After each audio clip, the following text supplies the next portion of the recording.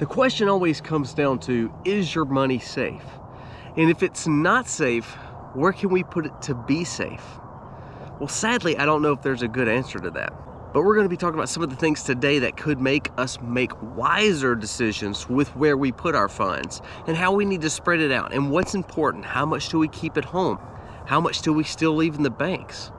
All those are valid questions. We see the turmoil with crypto. We see inflation not going anywhere. So is our money safe? Where can we put our money? Do we get our cash out? So today, that's what we're going to be discussing. Hopefully you will find wisdom, and I'm not going to tell you how to do your money and what you need to do with it. I'm going to tell you what I've done, and hopefully that will help you gain some wisdom for yourself. Guys, thank you so much for being here today. I think today's video is going to be a good one, and it starts right now.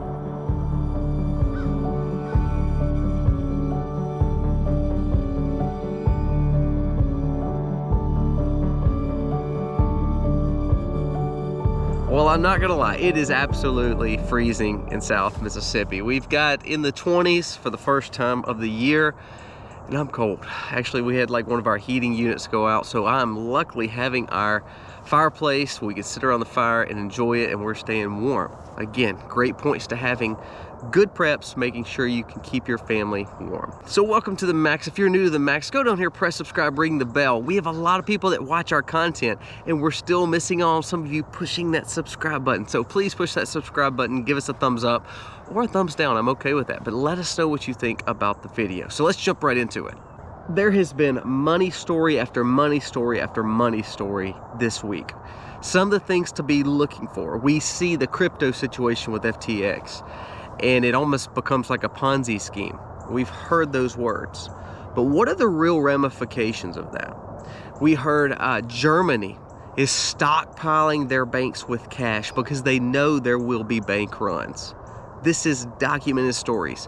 And Germany is a first world country. I think one of the biggest economies in Europe. We see France having crazy protests over the cost of goods and what to do with their economy. They said there was upwards of 100,000 people at this last protest, and they're protesting the movement of what their government is doing. Bring up Germany and France is because the policies they enacted are the same policies that we're pushing forward. We're pushing for that, so we're just a few years behind that. We see Germany with the clean energy pushes. We see France with the Paris Accords. And we see the uprisings over what people are seeing with their economy in their dollars, their cash, their money. Germany, I think, is calling it something like an aggressive cash maneuvering or something like that. But it's meant to put as much cash in the banks as they can because they know people are fisting to make a bank run. They're fisting to come get their cash out because they're scared of what the economy is going to do. They're worried how they're going to heat their homes or feed their families. And now let's jump into the FTX. And this is where it gets scary. Now, FTX is crypto, and I know there's been story after story about them. I'm not going to tell you about the story. You can read the story. But what that has done, the ramifications of that, we realized that FTX was tied heavily to a party in our government. It was tied to a lot of people, and it almost become a Ponzi scheme where it was, taken from one, given to the other, and actually not having money. We are seeing that in our banks too, where they don't actually have to have the guarantors or the deposits there to cover all the money they're supposed to for all the consumers that come in their bank. We see that there's already been mentions where people said, bank bail-ins are not going to be uncommon, especially over the next few years, especially in some of the areas like we were just talking about in Europe, the ones that are more affected by the energy and some of the wars. So with bail-ins, with the fact of FTX, we're seeing a movement for the Fed to go towards the digital dollar. In the fact that they're saying, well, it's to keep you safe. But look at FTX, they took your money. Now we don't know if your money is safe. So that means you need to get out of crypto. That means you need to make sure you're invested where your dollar is safe. So digitized dollar are gonna be the future. Now they're doing a trial run, I think in New York, a 6-month trial run with CBDC. That is coming quicker than we know, and when they have a catastrophic situation, kind of like FTX, it allows them to have the talking points to say crypto, decentralized money is not the answer because now it's gone, we can't get it back for you. Centralized digital currency is even better. So we see those movements towards that. We see countries struggling, first world countries struggling with people going to the bank and trying to take their money out. We see banks filing bankruptcy. We see banks struggling and they're having to borrow money from the government or from the Fed, excuse me. So what is the answer? What are we supposed to do with our money? So let me tell you what I think we should be doing, because this is what I'm doing, and then hopefully it will help you through the next coming few days, weeks, months ahead. Am I leaving some money in the bank? Absolutely. There are, if you have mortgages, rents, if I have to pay something like a tax, I'm gonna leave those funds in the bank, because those things will not be affected in, the government knowing where that money goes. All those things have a place on my budget. If it's paying for the house insurance, if it's paying for life insurance, if it's paying for health insurance, if it's paying for the mortgage, the rent, those things are common to leave in the bank. I have no problem with saying I'm going to keep a certain amount in the bank. So then what I look at is I set my budget up to say, okay, what do I have to have in the bank? Because if once I know when I put it in the bank, every transaction is known. So therefore, if I'm trying to utilize cash, or I'm trying to spend money and make it more freedom loving and liberty loving, and I want to know what my money goes to and not the government and everyone else know what my money is going to, then I may not be using the bank. But I may be using the bank for things like we just talked about. So that's very common. So for me, if I know I'm going to need funds in the bank for those things that we just talked about, I may be looking at putting up 3 to 6 months in the bank for those necessities. Now, if I am purchasing precious metals, say I'm purchasing firearms, say I'm purchasing food, say I'm purchasing groceries, those things may not be used from those funds, because it then allows the government, it allows maybe the bank that you're utilizing, it may allow for later on use to know where your money was spent. Now, that is the push with digitized currency, and that's the problem I really have with the centralized banking in a digitalized world, is that everything about you will be known. Everything about what you spend your money on will be known. Is that really what we want or need? So we see I may leave some money in the bank. So now the next question is, well, how much money should I take out? How much cash do we put at our homes? How much cash do we take out and put in, undisclosed locations? The thing is, you got to decide what cash is worth it to you in risk. So the reason we spread our money out is because every assessment is going to be based on risk. Can I assume the risk? If all of a sudden our cash burned up in a house, all of a sudden if the bank does have a run and we can't get to our funds, all of a sudden the stock market crashes and those funds are no longer available, all of a sudden crypto shuts down and we lose those funds, all of a sudden we realize XYZ is not worth what we thought it was. So what I'm saying is, you've got to assume the risk in every situation. In what way can you less assume risk? Well, don't put all your eggs in one basket. So we talked about having some of those living expenses in the bank. Now, cash-wise, I want to cover my family's needs, necessities, and main desired wants that could help with my prepping and with my homestead. If I need to buy something for my animals, if I need to look at stockpiling something, if I need to buy more precious metals, if I need to buy more firearms or lead, I may not be buying that with ATMs or debit cards or credit cards or using my bank. I'm going to have that cash available for those things. Remember, we see in France, in BBC, which is part of the UK and a part of kind of public news, they've already set stories and already got good narratives for explaining to people why they're having blackouts this winter. Now, why would they do those stories? Why would they go ahead and have those narratives ready just in case blackouts do come to Germany, blackouts do come to Europe in some form and fashion? What if blackouts come to California like they have already discussed? If you're not able to use your ATMs and debit cards, how can you do business? So it comes down to having cash for those things. So personally, I like keeping 3 to 6 months of cash out of the bank. Now, you may say, I want 12 months. I want 24 months.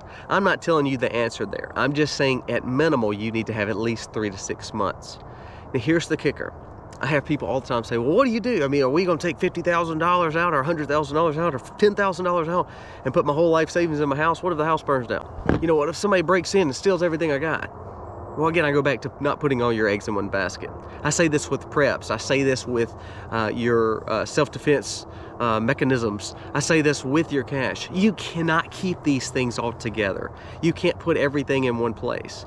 If you don't have a bug out location, if you don't have a place where you can put a cache or you can bury some supplies, if you don't have a place or a trusted neighbor or a trusted confidant or a trusted family member where you could put some of those things there, you need to start building those relationships.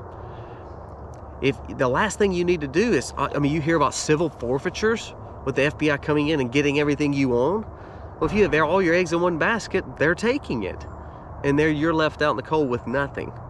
Well, if all of a sudden the bank runs happen and everything's in the bank, guess what? They're taking it. The safety deposit box, the deposits, all the accounts. It's not just one. So you cannot put everything together. You have to assess the risk and make the decisions based on that. We realized PayPal wasn't good. We've done stories on PayPal and how we took our money out of PayPal. So having a digitized form of like a national company, I would challenge you to stay away from. If you're in banking, again, local banking and keeping it with credit unions, that way you can at least maybe trust or see the balance sheet of your local bank. If you have a chance to be in there and be proactive and serve in some capacity, to sit on a credit union's board or to serve at a bank, that's awesome, because then you're building that rapport, you're building the relationship to see my bank is doing well and they're not dependent on the Fed. They're not dependent on these monster national banks. They're not depending on ESG and worried about what the government is saying about how they do their business. Local banking, maybe keeping just to cover your expenses that are known, that normal people have each and every day. Cash, making sure we have 3 to 6 months of income to buy the things like freedom and liberty, the things that we may not want everyone to know. Decentralized currency is still, cash is king right now, guys. And until they implement CBDC, which is coming, you need to be stockpiling on things that they don't want you purchasing later on. So cash is king still. 3 to 6 months of income, very, very important. Don't put all your eggs in one basket. Put it in caches, put it at confidants, put it in 2 or 3 safes, put it wherever you can. But please make sure you can take care of your family and have enough cash to do the things you need to get done, to buy the things you need to buy without everyone knowing what you're doing with your funds. It's not about doing things wrong. It's not about doing things illegal. It's about having the freedoms to buy what you want to buy. And also, I'm just going to say it, when you're purchasing with cash, when you're paying with cash, when you're actually doing things with cash, you're pretty much going to save funds. These people have to, these local businesses that you're shopping at, they're having to pay fees on those credit cards. If all of a sudden you can purchase something with cash, if you can pay the person who's helping handyman work or working on your farm or working at your home or doing some maintenance, or if you're buying something, you can offer a cash price, and I bet you can get it even lower. It happens here. It's very good. Thirdly, let's jump into precious metals. Now, remember, I'm not promoting any of these things. This is just what I'm doing. Precious metals, gold and silver, or tangible assets such as gold and silver, if it's copper, if it's lead, like we were talking about, the kind of lead that you can use as a projectile. All those things are good. So precious metals, the way I look at precious metals, I'm not saying you don't buy from a national company like Goldline or Rosslyn Gapel. Those are probably great companies. I have even bought some from those companies. But guess what? They have a record of you purchasing that gold or that silver or whatever precious metals you're buying, platinum, you know, so forth. So what I tend to do is I try to build relationships in town where people know I may be interested in precious metals. I have a friend who has some involvement where he can get a lot of what they call junk silver or old antiquity silver.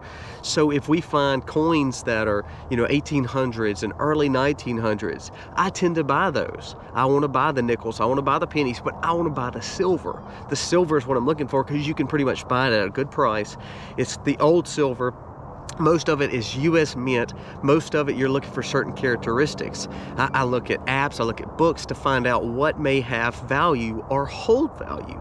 If I can pick up $50 and old dollars from, you know, 1900 and they're in good shape, mint shape, I'm going to buy that because it helps me hedge against inflation. It helps me make sure I have some kind of form of asset or bartering or payment to be able to utilize for later. So precious metals. Now gold is one of those things you have to be careful of. You need to make sure you know what you're looking for, because you can be scammed pretty good. There's a lot of people out there that are doing bad things with gold. So you need to find good quality, older gold, or if you're buying from a company, make sure you're buying from a reputable company. Buy it in smaller increments if you can afford it, because ultimately you can't take a $2,000 bar to go buy a loaf of bread. It's impossible. So make sure you get it like silver, where it's in tangible smaller amounts to be able to utilize, and you can buy a loaf of bread with one coin that's worth, you know, $10, $15, $20, whereas you don't have a piece of gold bar that's worth $2,000 or $3,000. Those are good to have, but again, just like the cash, you need to make sure you're putting up in different areas and be buying some of this. Now, don't invest your whole life savings in silver and gold. That's not smart. But buying a little bit here and there, hedging some inflation, buying some and using some cash to buy silver and gold, especially if you can buy it without anyone's knowledge, and you can buy it from your neighbor, or you can buy it from the local pawn shop down the road paying cash. It's a good thing. It's good to have some precious metals. And personally, I won't mind tangible. I don't really care for the kind that's in the IRAs or the you know, where somebody else holds it for you, because if I can't hold it, do I really own it? It's what we were talking about with the banks. I want to hold it. I want to have it in my hands, or I want to have it to an excess where I can hide it or put it where I want to put it, and make sure that it is safe and it's well keeping and I can get my hands on it. Tangible assets. Precious metals is good. That's a good number 3 to have. Now, number 4, I want to talk a little bit about your investments. Now, for me, because I saw the market doing what it was going to do, not premonition, it's just, you know, you see the politics and how the market is going to struggle and how inflation was going to impact. A few months ago, we came in and we put a lot of our, you know, retirement funds or whatever from banks and from our jobs, and we may have put them in CDs and money market accounts for the time being. Now, is there going to be any growth on those things? And if I can't take it out, I'm under 60 years old, and that's the way the government sets it up, and that's the way these businesses invest in us. We have to build Roth IRAs and 401ks, and we can't access it without penalization or tax. So I don't depend on that money like we talked about, but is where that money is. Now, if I would have left it in the market, and if you were one of those people that left it in the market because that's what your broker told you, then that might be your choice. For me, what I did is I came out and put it in a cash or a money market account in the retirement fund, so it did not take any loss or risk when the market started falling out. I actually did this back in 2020 and 2021. Now, did I assume some loss? Probably so, and I then missed out on maybe a few gains here and there. But ultimately, I didn't feel the 20 and 30% loss that some people did. Now, if you've already felt 20 and 30% loss, I think at this point, you just got to be conservative. You may want to put it in a nice CD that's growing 4% because the interest rate's up. You may want to make sure it's in some kind of investment to ride it back up. You may have to ride the loss to get back to the gain. I wouldn't say assume the loss now and take your money out. But what I am saying is, if you can proactively see some of those things coming, we see volatility coming. We've heard corrections coming in the market from notable money people who do very well in the stock market, who have a good track record. So if those people are telling you that, and they have no biases, meaning they're not coming in and saying they're trying to sell you something, then you may want to listen. So if you can put yours in a cash or a conservative version of retirement, or you can put it in a CD, you can put your retirement CD with a known growth of 3 or 4% for this next year to lock in rate, those might be options for you. I think that's wise. If you're older than 60 and you need to access some of those funds and put it in cash, I'm not advising you to do that, but it's one of those cases where it's not a wrong decision. You just need to be making yourself aware of your investments. So many people say, well, I'm just investing in my retirement, I'm going to listen to this broker, and it's almost like blindly trusting someone. Well, would we blindly trust anybody with our children or with our vehicles? We want references. We want to know a little bit about what we're putting our money in. So make sure you do your research and find out about what your retirements are, where your money's put. Is it put in these ESG companies? Is it put in these big banks? Is it put in things that I don't believe in? So it's smart to look at your investments, find ways to spread that out with good mutual funds or good CDs or good money markets, just to sit there for a little bit until this correction's over, It's good things to think about. Be careful and wary of your retirement, and don't depend on it. I know that sounds crazy, but if we, again, depend and all our eggs are in that savings, and we're not doing any kind of other savings throughout our life, and if we're dependent on that, and all of a sudden it tanks like it did just the last few years, and we're dependent on that, and we've lost half of it, then we're looking at the government having to take care of us, and that's not what we want. Along with retirement, you may be looking at buying real estate, buying assets, paying off your home.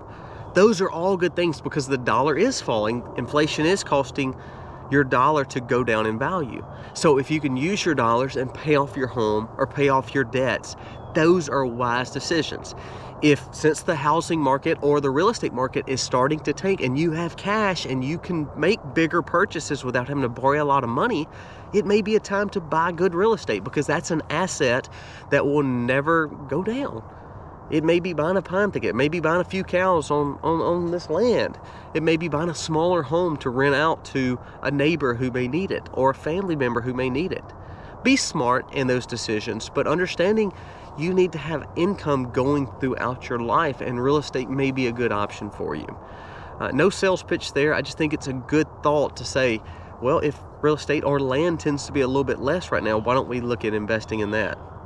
We see all these billionaires doing it, so we want to make sure that we take part of taking care of our family. So can we buy this house to give us rental income? Can we buy this land to grow some food? Can we buy this land to put some animals on? Can we simply have it for maybe development later? Maybe worth having to have some of those funds put into an asset like real estate to know the value is always going to keep there, and you could always sell it and get your money back out. Now, lastly, going back to the projectile lead, or going back to the precious metals, you have to stockpile bartering items. That is going to be the money of the future, especially in a decentralized way. If you are not going to always be using a CBDC and you don't want the government knowing everything about your life, you have to look at bartering options. Now, we've talked about precious metals, we've talked about ammo, we've talked about things like that, self-defense mechanisms that would be good to have to hold asset and hold value. But let's talk about groceries. Groceries price has went up over time for the last 2 years, and it's still climbing. Janet Yellen came out and said we will be in inflation, and we will have inflation around for at least another year or two. So when you have those extra funds, go buy some things like groceries, buy some food, buy some ways you can put up nice commodities that you can utilize as bartering agents. I have a whole video on bartering, talking about salts, talking about foods that you can eat, talking about seeds you can grow, talking about all the things that we typically used years and years and years ago in old civilizations and how we paid people. Currency was food. You can't eat gold and silver. You can't eat ammo. You can't eat a dollar bill. But you can eat food, and people know it's important. I think of Joseph in the Bible and how he stockpiled 7 years worth because he had 7 good years and he knew he was preparing for 7 bad years. So we always go back to the fact of, we look at everything spiritual. I want to make sure that I'm prepared in every way I can. So I'm spreading all our funds out. We're getting our cash out of all these places. And we're now buying stuff and stockpiling stuff that could benefit us to take care of our family and maybe take care of our community and other people who are like-minded like us. Use your funds in a wise way that can buy bartering agents to be assets for you later.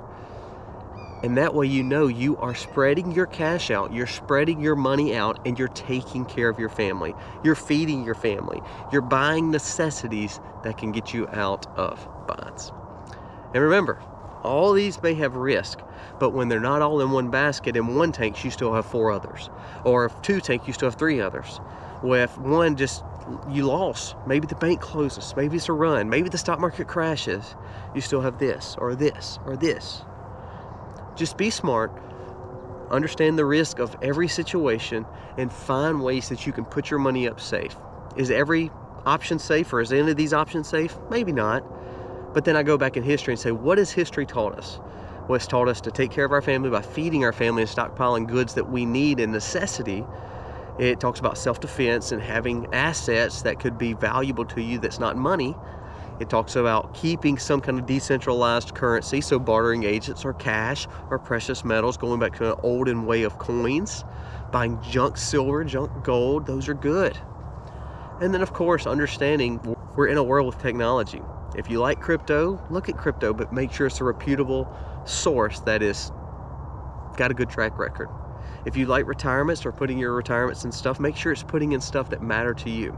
If you like this local bank, put your money in the local bank to cover your costs that you need. It's not end all be all, but it may be one of those things by having all these options, your cash and your money and the life that you've worked so hard to provide for is still available. Guys, hope this helps. I just think it's a good video to say, you know what, let's just talk about our money. Let's talk about our cash. These are the things I'm doing. I'm just being completely honest and open. These are the ways that I keep my money and our cash and our savings and our family safe. It's spreading it out and understanding the risk of all of those, but making sure we're stockpiling and doing all we can, because we know we're more in a spiritual battle than just a financial battle. So our goal is to do all we can to take care of our family. Food really is more key than anything. Guys, thank you so much for watching. God bless you. Happy homesteading, y'all.